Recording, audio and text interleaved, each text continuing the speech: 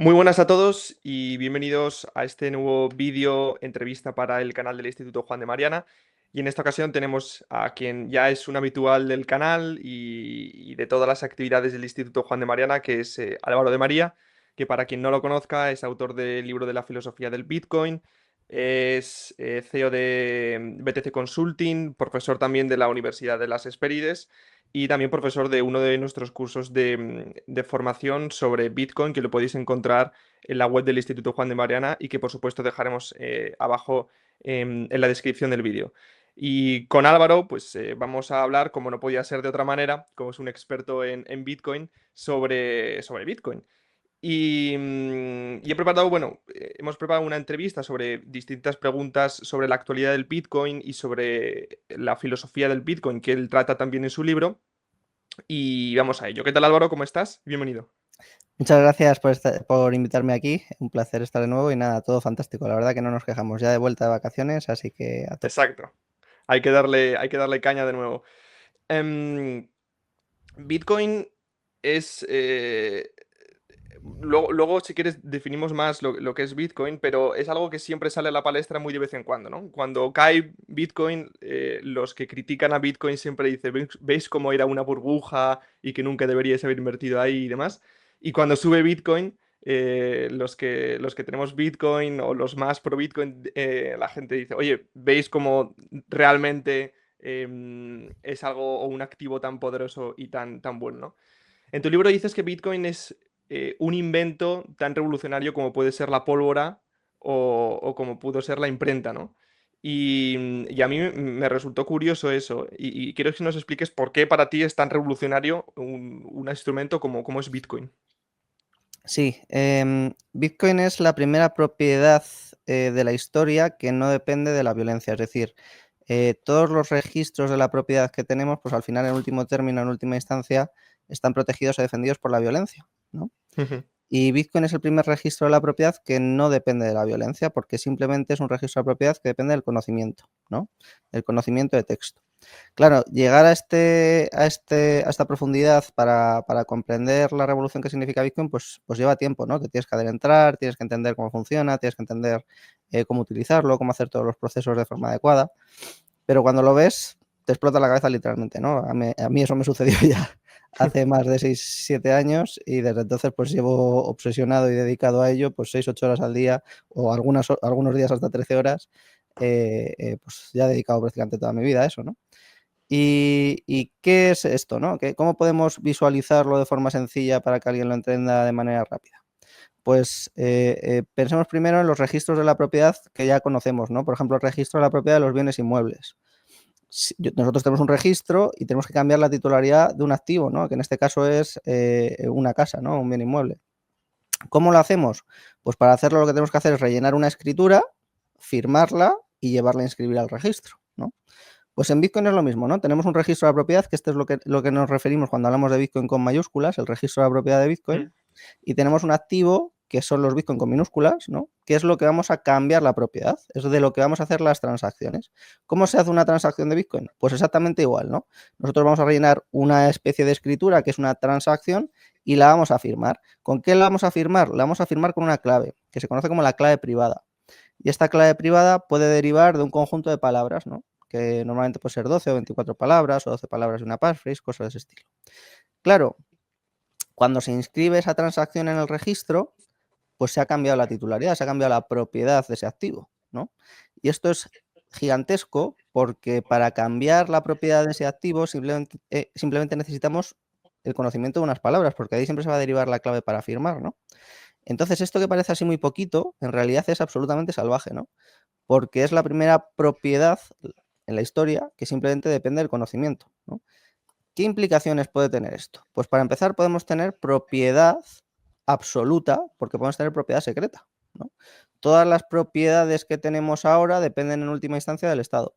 El Estado puede quitarte tu casa, puede embargarte tus cuentas bancarias, puede quitarte tus acciones, puede todo lo que quiera hacer lo puede hacer, congelar, bloquear, emitir órdenes, etc., ¿no?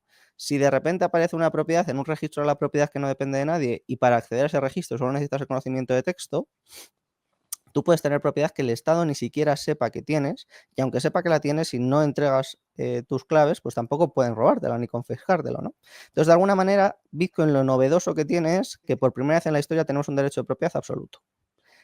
Y esto, pues, puede tener poca trascendencia así entendido de primeras. Bueno, sí, derecho de propiedad absoluto sobre un conjunto de datos, ¿no? Pues tampoco me parece una cosa tan novedosa.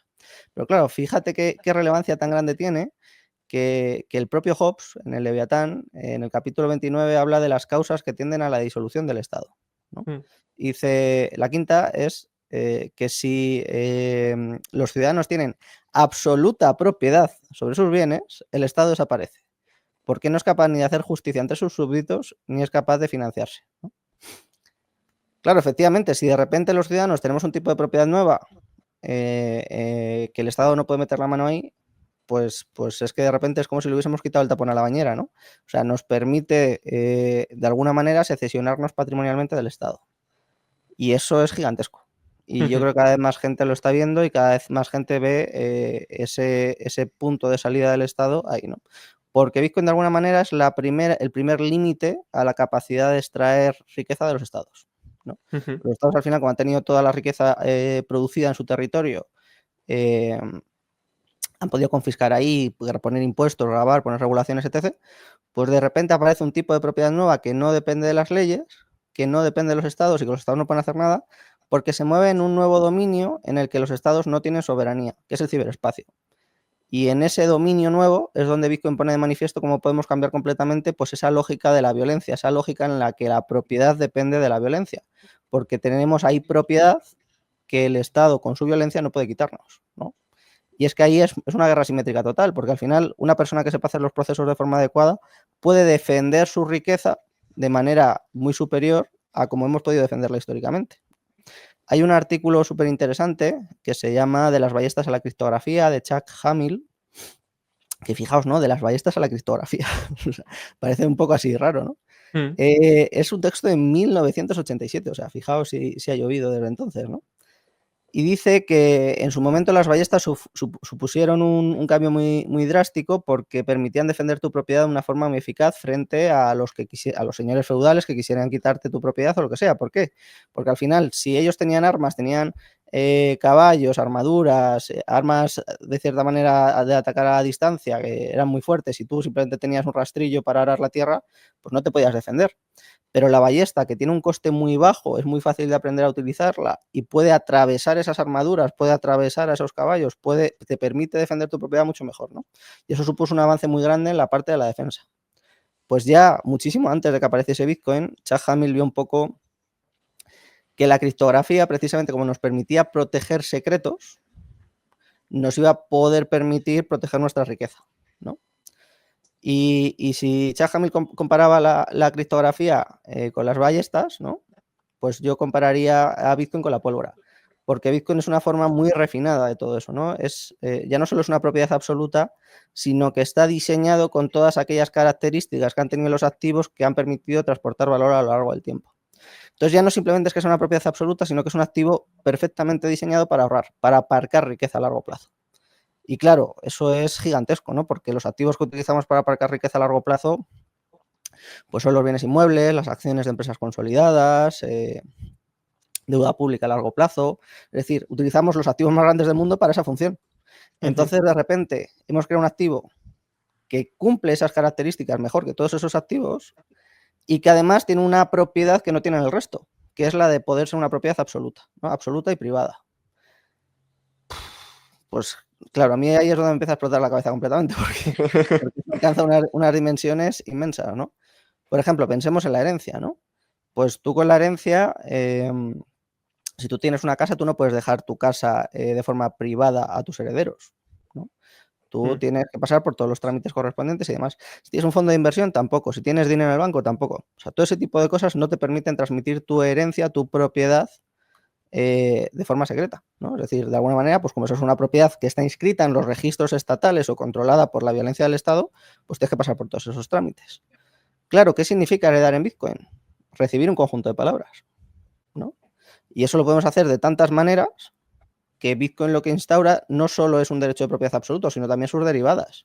Las derivadas, por ejemplo, de poder heredar de forma universal con libertad de testar, es decir, que tú puedas dejar a quien tú quieras lo que tú quieras, y hacerlo de forma privada. Es decir, poder hacerlo de tal manera que si tus herederos se quieren revelar selectivamente puedan hacerlo y si no quieren no lo hagan, ¿no?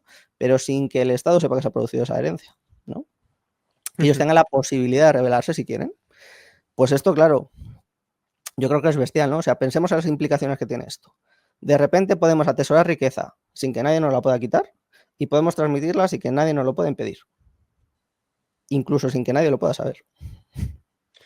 Claro, ahí lo que planteas es como, si partimos de la definición del Estado básica de los liberales, que al final es, bueno, el monopolio de la violencia, pero que además se estructura y se agranda a través de la confiscación y el robo a sus ciudadanos.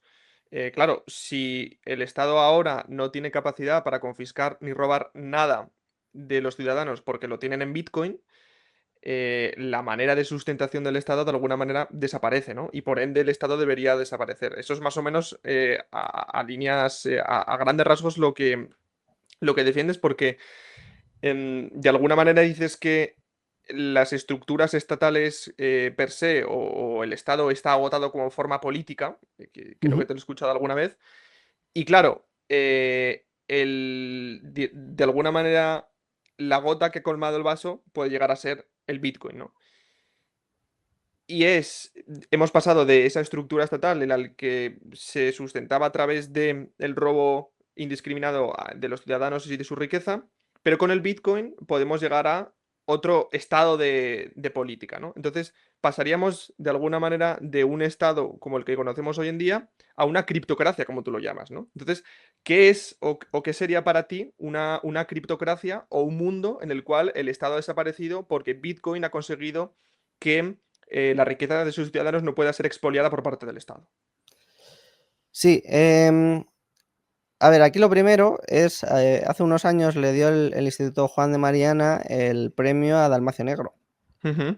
Y Dalmacio Negro probablemente es uno de los grandes pensadores del Estado, uno de los grandes historiadores del Estado, y yo creo que es pues de las principales figuras que habría que leer para entender lo que es el Estado, porque creo que es una de las mayores confusiones que hay en el mundo liberal en general, que es identificar lo político con el Estado, ¿no? Y Dalmacio Negro pues lo trabaja excepcionalmente bien para que a cualquiera que tenga todavía esa confusión que yo he llamado estatismo, ¿no? Que es identificar cualquier forma de organización política con el Estado, pues pueda salir de ella, ¿no? Porque al final, si identificamos cualquier forma de organización política con el Estado y el Estado lo identificamos con la coacción, pues de alguna manera lo que sale es, si estoy en contra del Estado, tengo que ser anarcocapitalista. Y no necesariamente. Es decir, se pueden buscar formas de organización política nuevas, como ha habido históricamente, porque el Estado es una cosa muy reciente que tiene su origen en el siglo XVI. Si queréis, el que quiera profundizar en estos temas, pues tiene un librito muy corto que se llama Gobierno y Estado de Dalmacio Negro, que apenas tendrá 100 páginas, y uno más con bastante más profundidad que se llama Historia de las formas del Estado, que está en PDF, lo puede encontrar cualquiera por ahí, sin ningún tipo de dificultad, ¿no? Entonces, ¿cuál es la tesis central de eso? Pues que el Estado es una forma de organización política soberana, y la soberanía es una idea propia de la modernidad, es una idea propia que nace a partir para superar precisamente las guerras de religión, ¿no? Donde la monarquía absorbe la autoridad de la Iglesia. Esa es un poco la derivada de la soberanía. Al final la soberanía supone que a raíz de la crisis que inicia Lutero con el protestantismo, pues no se reconoce a la Iglesia como autoridad y las monarquías empiezan a absorber esa autoridad de la Iglesia, como por ejemplo hizo Enrique VIII en su momento, ¿no? Pues no me permite la Iglesia separarme, pues yo renuncio a ella y me convierto en la cabeza de mi Iglesia política también, ¿no? Porque soy cabeza política y cabeza religiosa, ¿no? Esa forma de proceder, que sobre todo a partir de la teorización de Bodino y el desarrollo posterior de Hobbes, pues se ha llamado soberanía, pues implica absorber también todas las instituciones sociales de la Iglesia. Y entonces se da la paradoja de que el poder político, que ya tiene sus instituciones, absorbe también las instituciones de la Iglesia.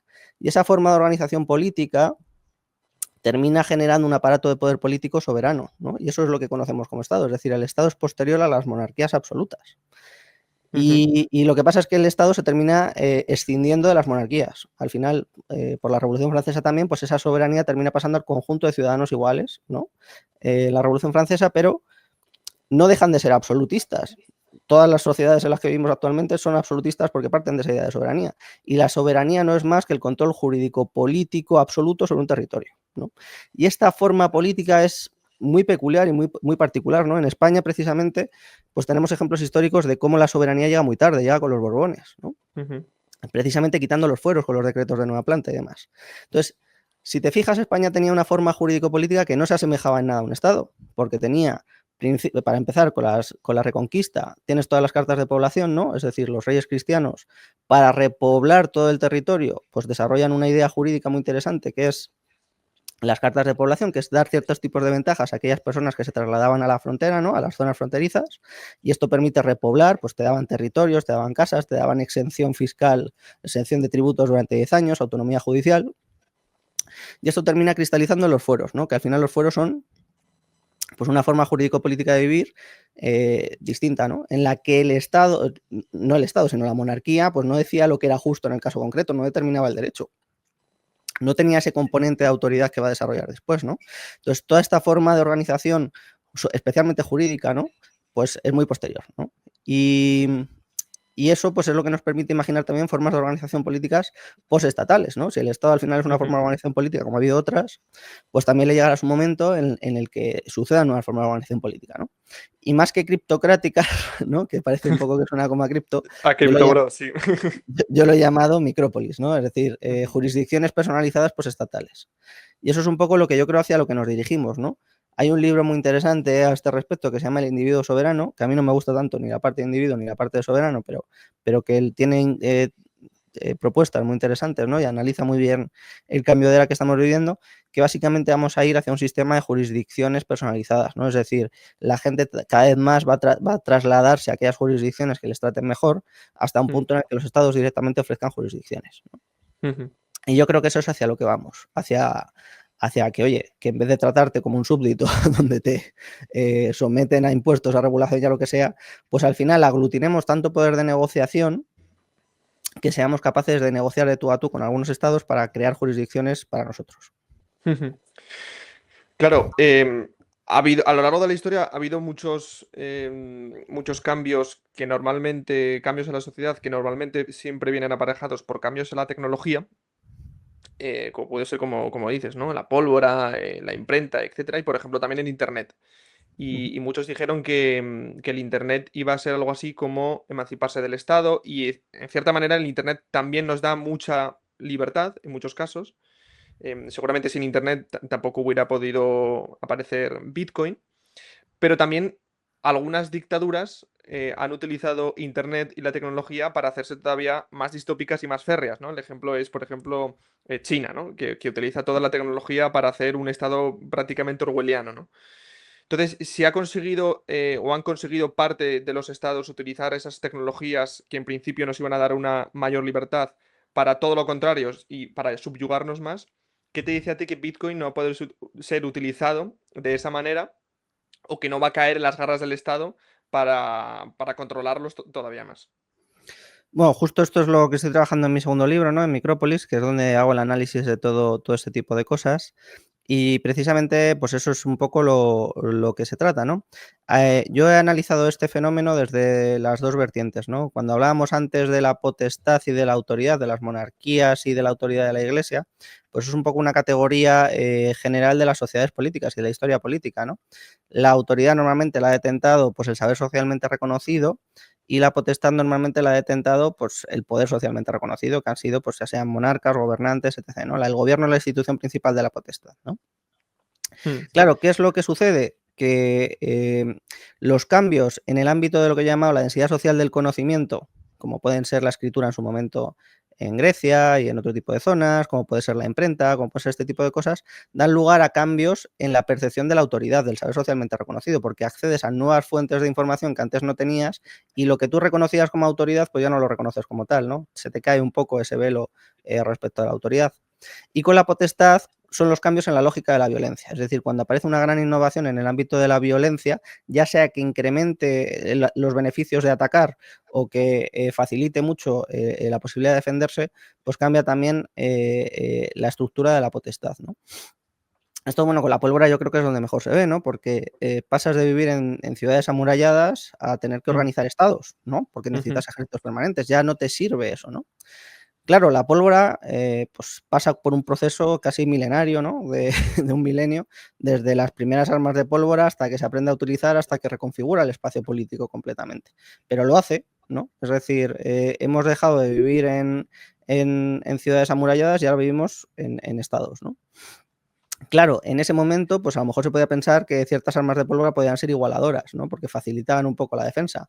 Pero cuando alcanzan cierta escala ya, con ejércitos profesionales y con gente más profesional para ello, pues arrasa, ¿no? De hecho, es súper interesante estudiar toda la historia de la pólvora, porque incrementó tanto el rendimiento de usar la violencia, es decir, era rentable usar la violencia, porque conquistabas, robabas, saqueabas, etc., gracias a las armas de pólvora, que literalmente Europa pues, se tiró 3 siglos en guerra prácticamente. O sea, fue una absoluta locura, ¿no? Y además con una cantidad ingente de guerras y de batallas, ¿no? Ahora, lo que nos encontramos ahora, yo creo que también son dos cambios enormes, pero enormes, muchísimo más grandes que cualquiera que hayamos visto antes, en estos dos mismos ámbitos, ¿no? En la densidad social del conocimiento y en la lógica de la violencia. Por la parte de la densidad social del conocimiento, pues tenemos Internet, ¿no? Internet posibilita, a mi juicio, lo principal, lo esencial, la conectividad, ¿no? Es decir, lo que nos permite es conectarnos con cualquier persona en cualquier parte del mundo, y eso es bestial, porque antes estaban muy limitadas esas conexiones, ¿no? Entonces eso afectaba también mucho a la forma en la que se producía. Tú, para producir riqueza antes, pues en la era industrial, tú lo que tenías que era producir a lo bestia, aprovecharte de las fábricas y de la posibilidad de producir a escala para poder llevar tus mercancías a los mercados y que se vendiesen. Pero gracias a Internet pues tenemos una ventaja muy grande, que es que podemos conectar muy bien la oferta con la demanda. Entonces podemos hacer una oferta personalizada, que eso antes era imposible, porque no conocías a tu comprador, ¿no? Ahora sí, ahora puedes segmentar mucho mejor cuáles van a ser tus potenciales compradores para poder hacer una oferta mucho más personalizada, ¿no? Y eso yo creo que cambia mucho la forma en la que nos relacionamos social, económica y políticamente en el futuro también, ¿no? Y por otro lado, el gran cambio en la lógica de la violencia, a mi juicio, es Bitcoin. ¿Por qué? Porque te permite proteger tu riqueza sin tener que hacer, o sea, te reduce enormemente los costes de proteger tu riqueza. Porque simplemente tienes que aprender cómo se hace el proceso de autocustodia con privacidad y ya está. Es que no tienes que hacer absolutamente nada más, ¿no? Es una cosa que yo me dedico a ello todos los días en 8 horas y la gente lo aprende, o sea, que no es una cosa difícil. Y con eso ya está, ya puedes proteger tu propiedad y transmitirla sin costes. O sea, es un cambio tan salvaje y que van aprendiendo miles y miles y miles de personas en todo el mundo cada año prácticamente, que simplemente pues en 10, 15 años pues yo creo que vamos a vivir un cambio en el poder de negociación gigantesco, ¿no? Hace unas semanas también tuve otro podcast en la que planteaba lo siguiente, ¿no? Imaginemos que toda nuestra propiedad fuese absoluta, ¿no? Es decir, que por algún mecanismo, pues el Estado no nos pudiese quitar nuestra propiedad si nosotros no se la queremos dar. Toda, ¿eh? Imaginad bienes inmuebles, acciones, es decir, que tuviese que llegar a una situación en la que lo que nos tuviese que ofrecer fuese lo suficientemente atractivo como para que nosotros le entregásemos una parte de nuestra riqueza, ¿no? ¿Cómo nos tratarían los estados? ¡Qué maravilla!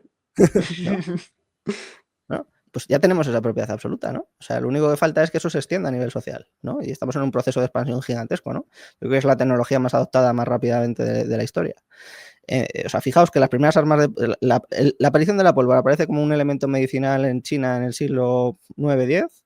Las primeras armas de pólvora aparecen en el XI y son pájaros con bolsitas de pólvora atadas al cuello que se lanzan contra las estructuras de madera, troncos a los que se les atan bolsas de pólvora que se lanzan contra los enemigos, lanzas que tienen metralla dentro, se mete pólvora, se prende y se disparan lanzas de fuego, o sea, cosas súper primitivas hasta que aparecen las armas de pólvora tal y como las conocemos, de arcabuces, cañones y demás, que pasan 5 o 6 siglos desde que se desarrollan las primeras armas de pólvora, ¿no? O sea, que frente a eso, frente a los 16 años que lleva Bitcoin, y ya tenemos a la primera potencia del mundo diciendo a Estados Unidos que va a ser una superpotencia de Bitcoin, pues a mí me parece que con diferencia es la tecnología más rápidamente adoptada de la historia, ¿no? Y yo creo que va a seguir siendo así, ¿no? Porque al final tiene unas ventajas que no tiene ningún otro activo.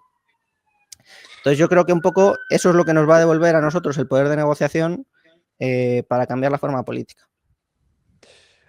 Hay siempre un debate muy intenso entre los liberales, como puede ser, como es común siempre en nosotros, y es si Bitcoin puede llegar a ser o no dinero, ¿no? Y hay un debate sobre si es moneda, si es dinero, la diferenciación entre moneda y dinero, o si va a ser un activo real, como pudo llegar a ser, o es el oro. ¿Y tú piensas que el futuro de Bitcoin va más encaminado a que sea una moneda o un dinero de transacción para poder comprar cosas como utilizamos ahora el euro? ¿O va a ser, o estamos yendo más hacia un patrón Bitcoin o un patrón Bitcoin oro? Yo en esta posición creo que el malentendido viene por las palabras que empleó Satoshi en el white paper de Bitcoin, ¿no? Ujú. Cuando se habla de un sistema de efectivo peer-to-peer, Satoshi lo que estaba hablando era de instrumentos, o sea, de sustituir los instrumentos que utilizamos como bienes comerciales al portador, ¿no? Pues como pagarés, como oro, como todo Mm. aquello que hemos utilizado históricamente como activos al portador, ¿no? Y en ese sentido, Bitcoin es totalmente un sistema de efectivo P2P. ¿Por qué? Porque la forma de funcionamiento interna de Bitcoin es una forma que no se asemeja al dinero digital, no se asemeja al dinero bancario, se asemeja al sistema de monedas o de efectivo, ¿no? Literalmente de billetes, ¿no? Eso es un poco más técnico, pero bueno. Básicamente que lo que nos permite es transmitir riqueza con privacidad, ¿no? Que eso es algo que en el ámbito digital no habíamos tenido previamente. O sea, ese era el gran problema que estaban tratando de resolver todos aquellos que estaban en el origen de Bitcoin, que son los cypherpunks.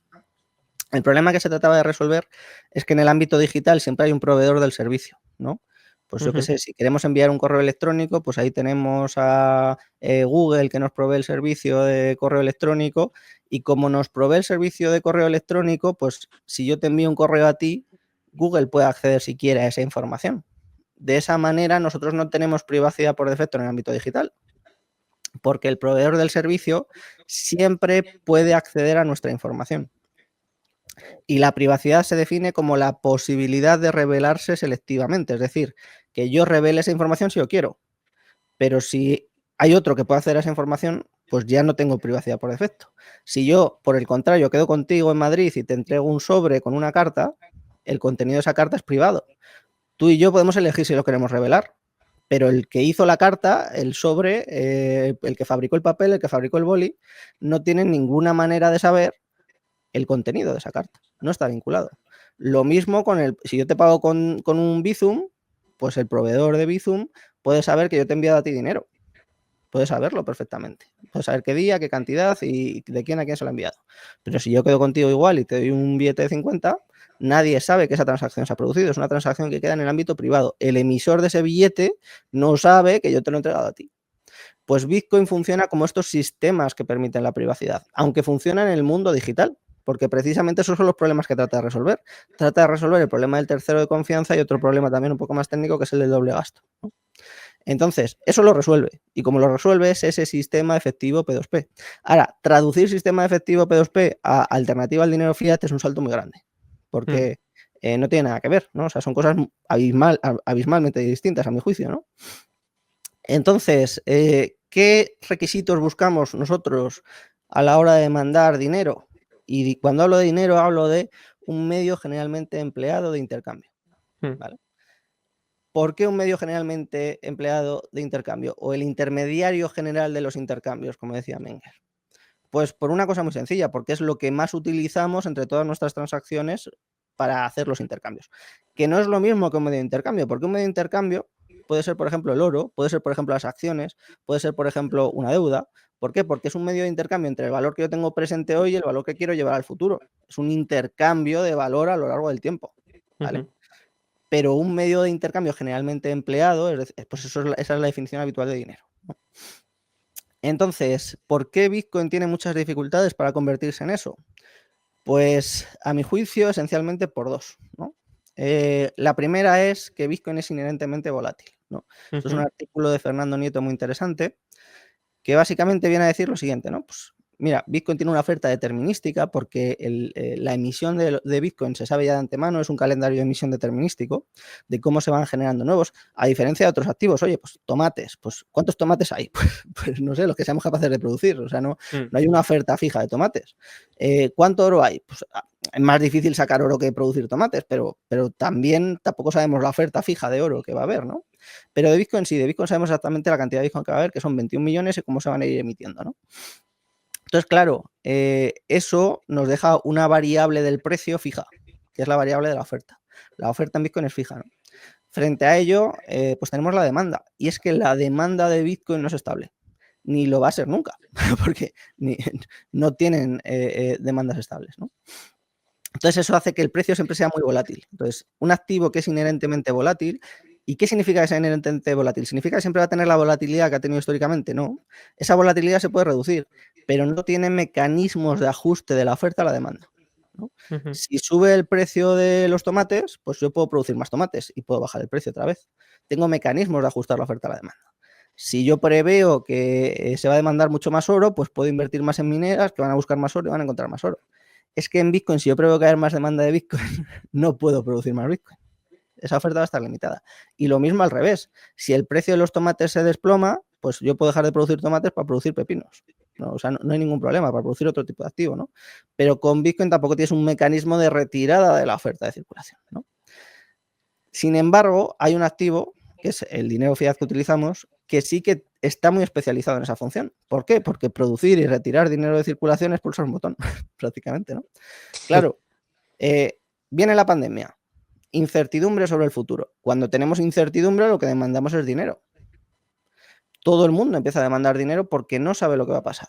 ¿Qué se hace desde la banca comercial y los bancos centrales? ¡Pum! Se incrementa a lo bestia la oferta de dinero.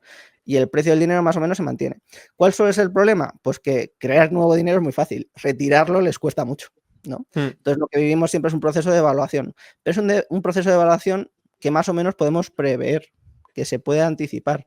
Y como se puede anticipar y hay mecanismos de equilibrio entre la oferta y la demanda, pues eso lo hace un activo mucho más estable. De hecho, es muy poco probable ver un cambio del 10, del 20% en una semana del precio del dólar o del euro respecto de todas las mercancías.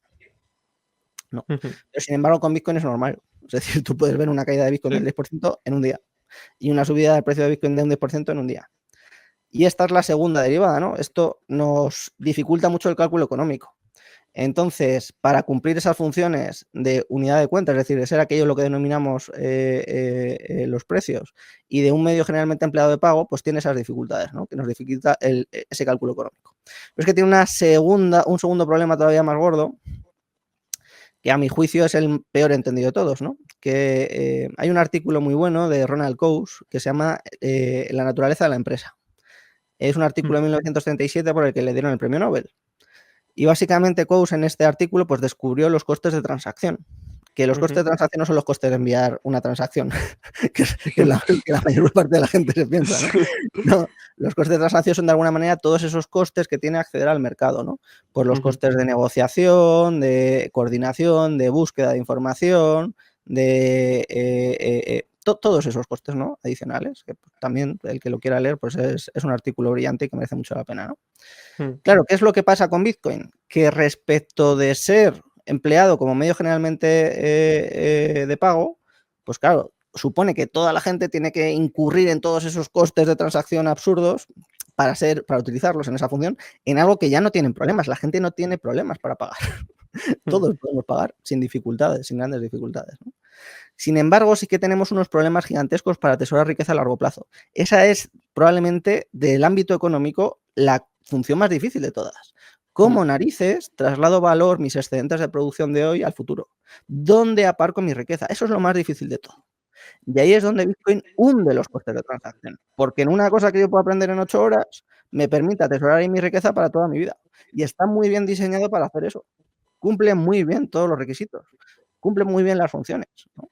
Entonces, frente a ser utilizado como medio de pago en el día a día, incrementa enormemente los costos de transacción, pero para ser utilizado para aparcar riqueza, es que o sea, es absurdo. Frente a tener que decidir en qué empresa invierte, es que hacerlo en Bitcoin es ridículo. O sea, es que es muy fácil. Es que no tienes que hacerte una carrera. No tienes que, aunque tenemos máster de Bitcoin, pero no tienes que hacértelo para aprenderlo, ¿no? O sea, hay cosas que nos reducen muchos esos costes de transacción. Y Bitcoin para ahorrar, para atesorar riqueza a largo plazo, yo creo que es absolutamente imbatible, ¿no? Y eso es un poco donde yo creo que tiene una ventaja, ¿no? Entonces, podríamos resumir de alguna manera las funciones de Bitcoin en las siguientes, ¿no? La primera función es la de tener una propiedad absoluta. Y esa es única. O sea, esa no la tiene ningún otro activo, ¿no?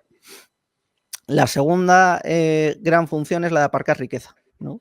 Y para aparcar riqueza, pues no simplemente es necesaria la autocustodia con privacidad, pues a lo mejor se pueden buscar otros mecanismos, otros vehículos, aquellas personas que no les interese tener una propiedad absoluta, sino que simplemente les interese tener exposición al precio. Pues a lo mejor para esas personas puede ser útil eso. Pues adelante, sin ningún tipo de problema. Y la tercera función, residual a mi juicio, residual en cuanto al precio, no porque tenga menos importancia, sino residual en cuanto al precio que le va a dar al Bitcoin, al valor que le da Bitcoin, es el de ser un medio de pago resistente a la censura, ¿no? Porque aunque Bitcoin no vaya a ser un medio de pago generalmente empleado, a mi juicio, sí que va a ser un medio de pago generalmente aceptado, porque aceptar pagos en Bitcoin es trivial, ¿no? Es decir, y todo el mundo quiere vender.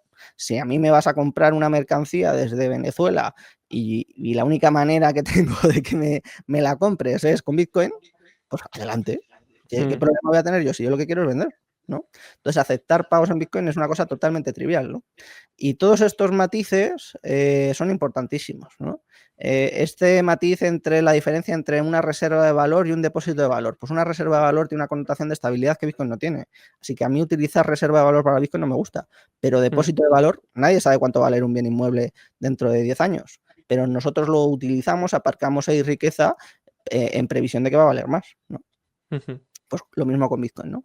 Esta diferencia entre ser un medio de pago generalmente empleado y ser un medio de pago generalmente aceptado, pues también es importante porque aceptarlos es trivial, pero, y cada vez más gente pues, se anima a utilizarlo, pero de ahí a que sea la unidad de cuenta de toda la economía global y el medio de pago generalmente empleado en todas las transacciones económicas del mundo, pues va un salto muy grande, ¿no?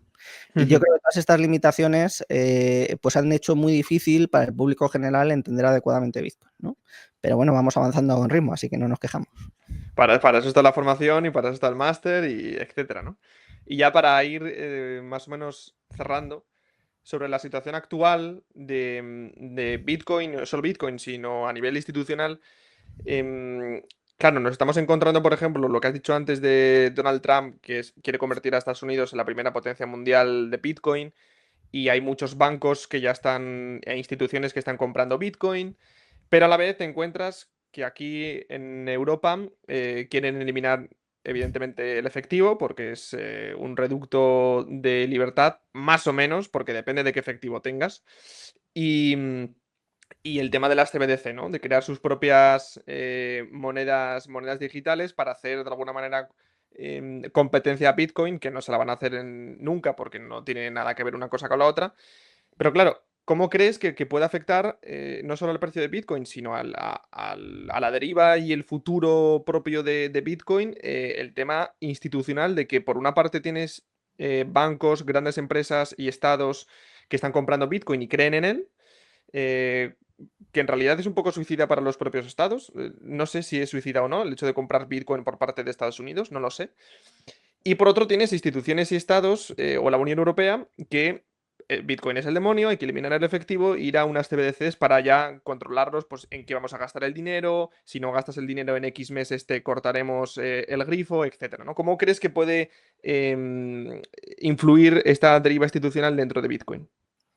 Sí, lo primero, la Unión Europea, como siempre, tomando las peores decisiones estratégicas posibles, ¿no? O sea, de ahí No es novedad, no es novedad. no salimos. Pero fíjate qué diferencia tan grande hay entre las CBDCs y Bitcoin, ¿no? Bitcoin tiene una oferta fija y no depende de nadie, las CBDCs dependen de los bancos centrales y tienen una oferta absolutamente ilimitada, ¿no? Pues ya está, se acabó. O sea, Sí. cualquiera que piense que es una alternativa, pues es que no ha llegado ni al paso 1, ¿no? Lo segundo, precisamente comparaba a Bitcoin con la pólvora, ¿no? Pues ¿qué es lo sensato que haga la gente que está en el poder? Adoptar la pólvora en su momento, ¿no? ¿Por qué? Porque aunque te obliga a cambiar tu ciudadela donde vives amurallado, es que si tú no la adoptas al de al lado, te conquista. Ujú. Entonces, la tendencia natural debe ser adoptarla y el que no la adopta desaparece. o tiende a desaparecer, ¿no? Frente al que así la adopta, porque va a tender a revalorizarse su activo, su riqueza, y va a poder comprar las empresas de terceros, va a poder financiar sus guerras, va a poder hacer ciertas cosas, ¿no? El siguiente aspecto interesante de esto es, claro, si los estados empiezan a comprar, ¿en qué ambientes se ha adoptado inicialmente Bitcoin? Pues en los ambientes más libertarios, en los ambientes más antiestatistas. Entonces, ¿qué se está produciendo? Pues se está produciendo que precisamente todos estos bancos, todas estas instituciones, todos estos estados que están comprando Bitcoin, al final lo que están haciendo es financiar todas las ideas antiestatistas en todo el mundo. Entonces, claro, es una paradoja maravillosa, ¿no? Porque se ven obligados a financiar las ideas que, o sea, que Qué logran. bueno eso. Entonces, a mí es una cosa que bueno, al final, como la propiedad en Bitcoin, es decir, el tener más o menos propiedad en Bitcoin, no te da más control sobre el registro de la propiedad, pues al final ves cómo los estados se van sometiendo a Bitcoin, ¿no? Y este proceso de sometimiento a los estados, pues a mí es sobre lo que he teorizado desde hace 4 años, entonces me gusta bastante.